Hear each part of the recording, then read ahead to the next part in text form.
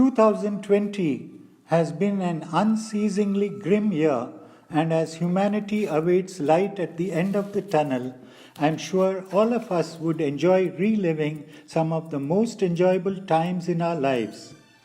Friendships forged over 50 years ago continue to bring joy and great interactions. Those were times shared when we were naive undergrad students, building a foundation for a life ahead.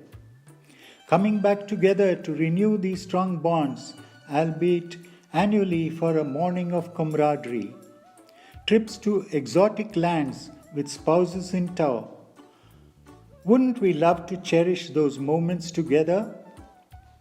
So, friends, it's time for a strong dose of nostalgia as we go back in time to celebrate more than half a century of the BMS 69 gang.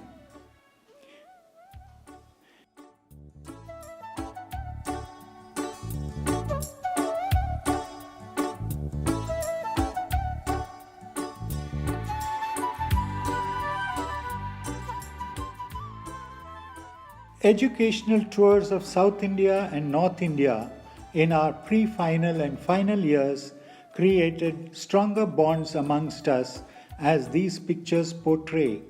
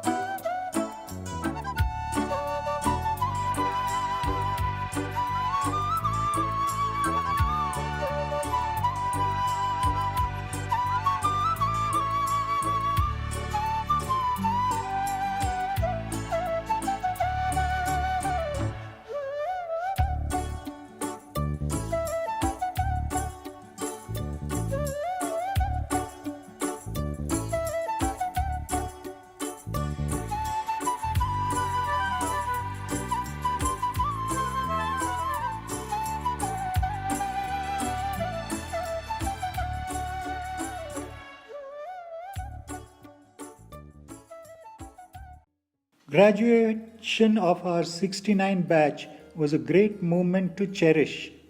The customary class photos of the three branches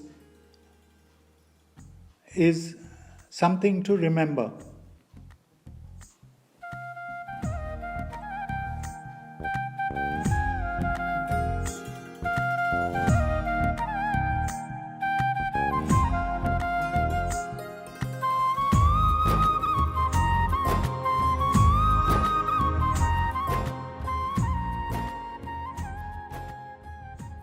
To celebrate our silver jubilee, we had a lovely meet at the Bangalore Club. It was a great effort led by late Prakash Naik, where we reconnected with each other. Felicitating some of our faculty was immensely satisfying.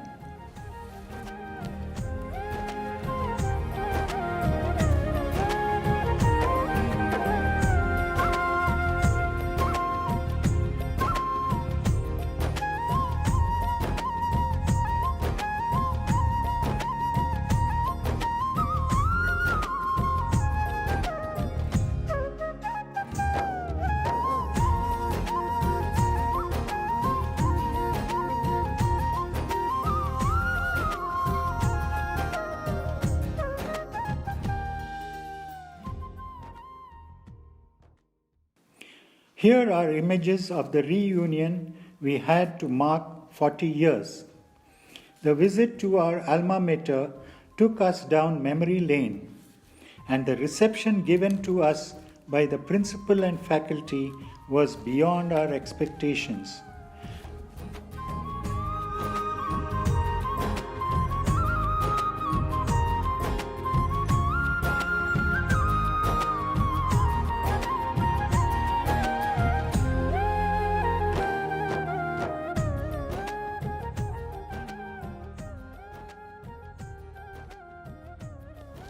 The fun get-together at Hinduja's farm would be etched in our memory forever.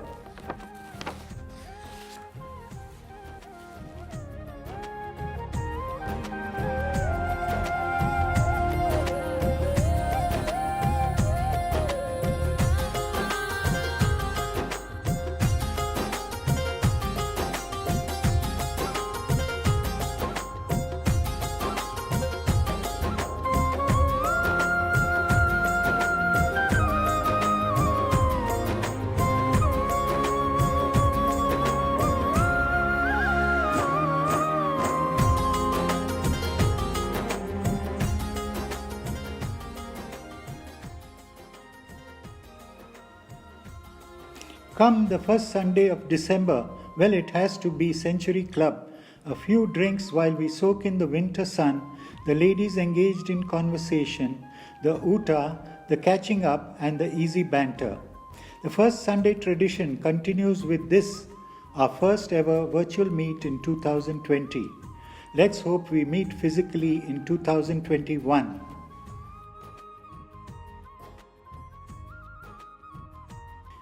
Melkote to Masai Mara became the catchphrase.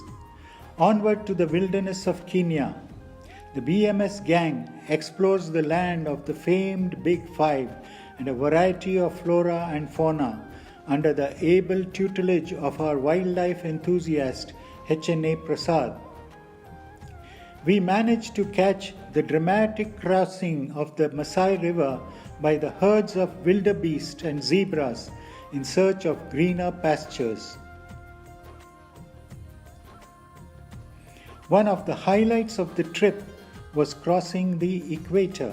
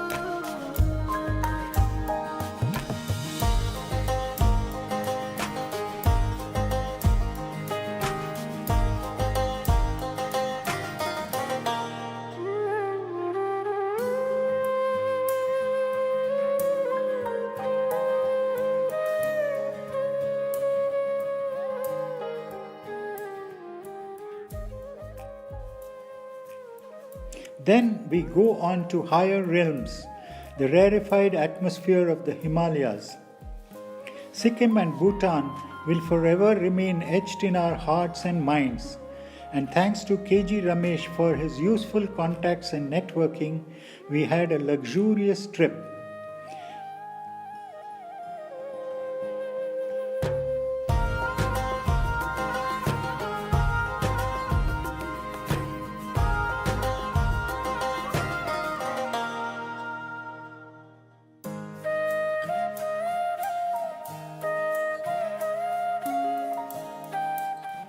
Bhutan, the country with the highest happiness quotient, was memorable too.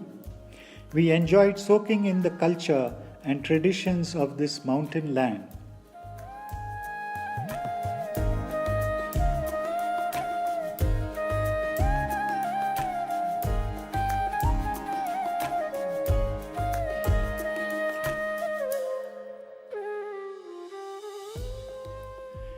Visiting the Chinese border at Nathula Pass evoked deep feelings of patriotism and respect for our noble Fauji.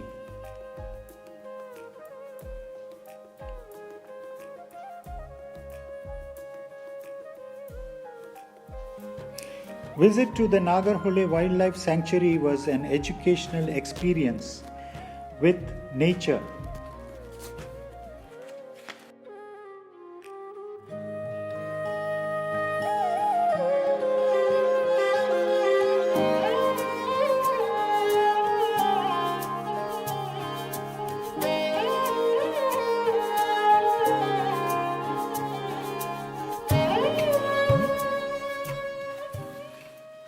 A trip to Malnad region in Namma, Karnataka was a lovely getaway, and we got to visit the world famous Jog Falls and temples of the region.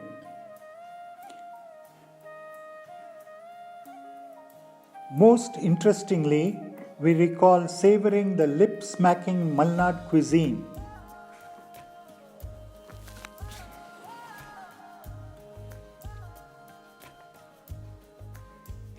The region of Badami and Bijapur offers a glimpse into the splendid architecture of the Chalukya dynasty and Hindu and Jain images in the wonderful caves.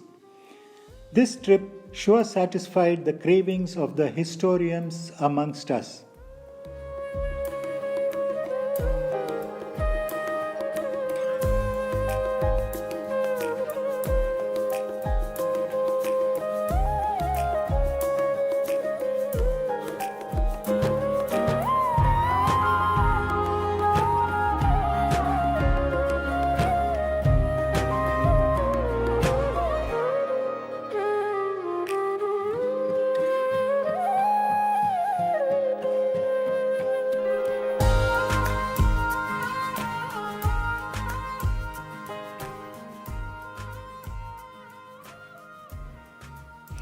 And then to the mystical land of China.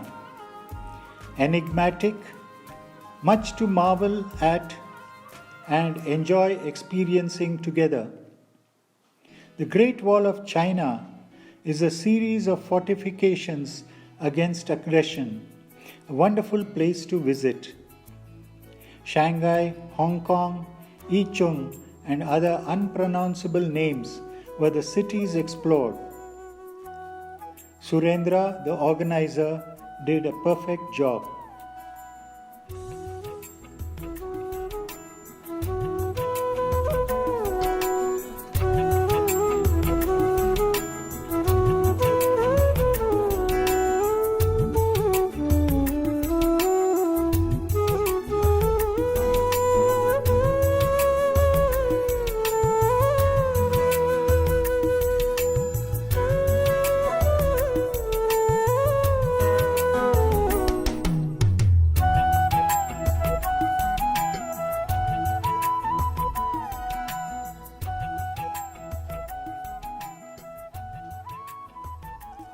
The land of the Nile and the Pharaohs. Here we come. A trip to Egypt, a World Heritage Site, where archaeological ruins and prehistoric remains spark wonder.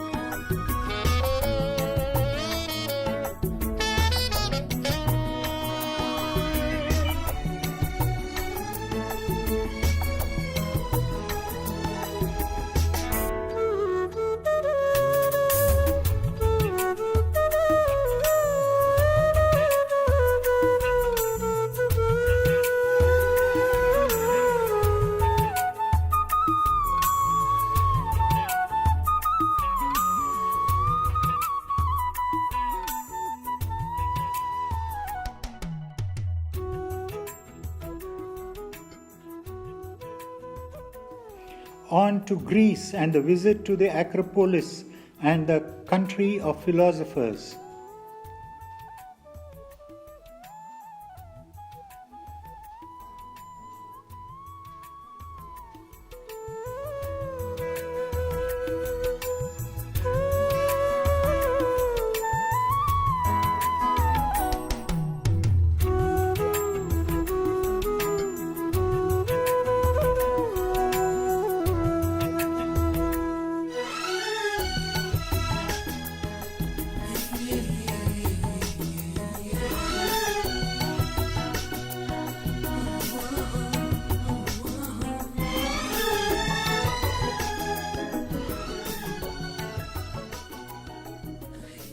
On to Turkey. The volcanic creations at Cappadocia are really out of this world.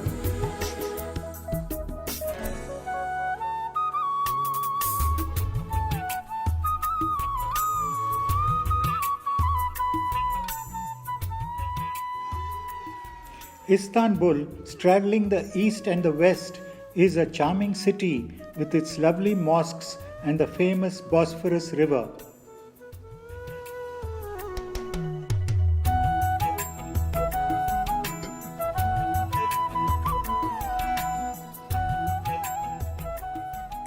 One must mention here that an integral part of our tours were the late evening meetings, intense discussion about the day's events, and high-level plans over hastily arranged sundowners were as close to spirituality as we could get. Nevertheless, they were called satsangs. Thanks go out to our spouses who magnanimously permitted us some quality satsang time every evening. So now let me ask you a pertinent question. What next?